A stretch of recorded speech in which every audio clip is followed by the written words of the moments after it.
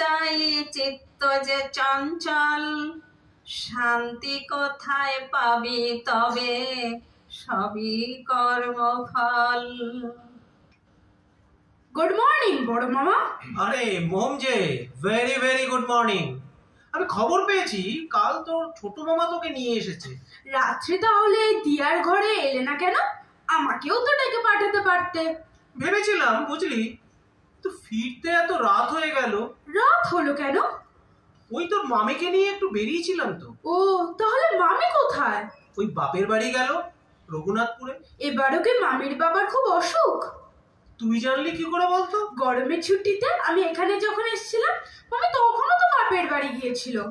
আসলে বাবার অসুখটা বেড়েছিল কিনা, তাই ভাবলাম বুঝি এবারেও। হ্যাঁ হ্যাঁ, ওই বাবার অসুখটাই বাড়ছে কমছে, তাই তো খবর পেলেই ছুটে যায়। আর বাবা মা যতদিন আছে ততদিন তো যেতে হবেই। ঠিক বলেছো বড় মামা। মা বাবা তো কারো চিরকালই থাকে না। যতদিন তারা বাঁচে আমাদের উচিত তাদের সেবা করা, তাই না বড় মামা? একেবারে আমার মনের কথাই বলেছিস রে মো। এটাই যদি তোমার মনের কথা হবে, তাহলে তুমি দিয়ার সেবা করছো না কেন? দিয়ার সেবা মানে? তুমি নিশ্চয়ই জানো দিয়ার দু চোখে ছানি পড়েছে। হ্যাঁ, আমি তো ডাক্তার দেখিয়ে সব ব্যবস্থা করলাম। কি ব্যবস্থা করলে? ওষুধ, ডাক্তার, কত কি, কত খরচ হলো জানিস? খরচ তো মা দিয়েছে। তুই জানলি কি করে?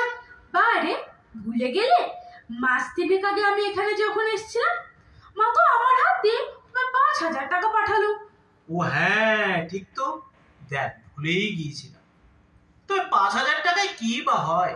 দিয়ার চোখ দুটো অপারেশন করাচ্ছ কবে? কিসের অপারেশন? ছানি অপারেশন। ও, সে দায়িত্ব তো ছোট মামা নিয়েছে। আর আমি একা কত দিক সামলাবো বলতো? মা তো আমার একার নয়। জানি বড় মামা, আর সেই জন্যই বলছি দিয়ার অপারেশনটা আবার করিয়ে দাও। জানো দিয়ার আগের মতন আমি গল্প পড়ে শোনাতে পারে না। চোখে যন্ত্রণা হয়, জল পড়ে, আমার যে বড় কষ্ট হয় বড় মামা। না না, ওসব নিয়ে তুই একদম ভাবিস না। আমি শঙ্করের সাথে কথা বলে সব ফাইনাল করে নেব। মামির সাথে ফোনে একবার কথা বলবি নাকি? ও কিন্তু তোকে খুব ভালোবাসে। না থাক, মামি বাবাকে নিয়ে এখন ব্যস্ত আছে, এ সময় ডিস্টার্ব না করাই ভালো। তাহলে আমি এখন চলি। আচ্ছা আয়। মম, দেখ তো সোনা, কেউ কি এলো? হ্যাঁ দিয়া, দেখছি। দিয়া দিয়া, ছোট মামা এসছে। মম, দেখ তোর পুজোর জামা মামি পাল্টে এনেছে, খুলে দেখ তো এটা ঠিক হয় কিনা। না, এটার সাইজ ঠিকই আছে। তুমি মামিকে ফোন করে একবার বলে দিও। কিরে শঙ্কর, কখন এলি বাবা? এই তো মা, মমের জামাটা দিতে এলাম। তা এবার গায়ে লাগবে তো? এবার লেগে যাবে, তবে দিন দিন যেভাবে মোটা হচ্ছে, পরের বার তো ওর মামি ওকে ম্যাক্সে দেবে বলেছে। মামিকেও বলে নিজের জন্য এক সেট কিনতে। তা ঠিকই বলেছিস মামি ভাগ্নে, তোরা তো পাল্লা দিয়ে ফুলছিস। শঙ্কর, তুই খেয়ে যাবি তো বাবা? না মা, আজ বাড়ি গিয়েই খাবো। এখানে এলে তো রাতে খেয়ে যাই, তবে তিশা এতে রাগ করে, বলে মা শুধু তোমাকেই ভালো মন্দ খাওয়ায়, নিজের বৌমা আর নাতির কথা মার মনেই পড়ে না। ও বলে বুঝি? আর বলবে না। এক শিশি তিলের নাড়ু করে রেখেছি, তুই যাওয়ার সময় নিয়ে যাস। তিলের নাড়ু?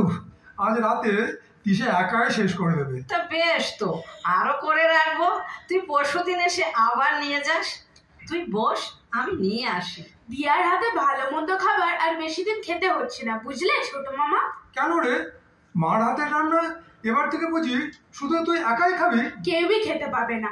দিয়ার তো দু চোখে ছানি পড়েছে, চোখ দুটো নষ্ট হতে বসেছে, রাঁধবে কিভাবে?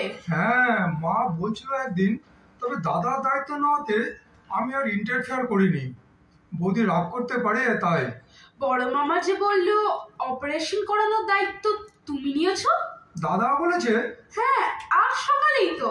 না, একথা মোটেই ঠিক নয়। আচ্ছা বেশ, আমি দাদার সঙ্গে কাল কথা বলে নেব। শুধু কথা নয় ছোট মামা, অপারেশনের ডেটটাও ফাইনাল করে ফেলো। হ্যাঁ হ্যাঁ, সবই করব। তুই এসব নিয়ে এত চিন্তা করছিস কেন? যা, মার কাছ থেকে নাড়ুর শিশিটা চট করে নিয়ে আয়, আরো দেরি হলে ফেরার বাস পাবো না। হ্যাঁ হ্যাঁ, আমি এখনই নিয়ে আসছি। তোমার সঙ্গে আমার জরুরি কথা আছে মা। বল কি কথা? আচ্ছা মা, তোমার কি বুড়ো বয়সে ভীমরতি ধরেছে? ভীমরতি? ভীমরতি ছাড়া আর কি? তুমি মোমকে বলেছো আমরা নাকি তোমার চোখ অপারেশন করিয়ে দিচ্ছি না। আচ্ছা ওইসব কথা ও যদি দিদি জামাইবাবুকে বলে তাহলে ওরা কি ভাববে বলো তো? তা ভাবলেই বা আপত্তি কোথায় তাতে? তোরা তো তোদের সংসার নিয়েই ব্যস্ত, আর আবর্জনার মতো এক কোণে আমি পড়ে থাকি।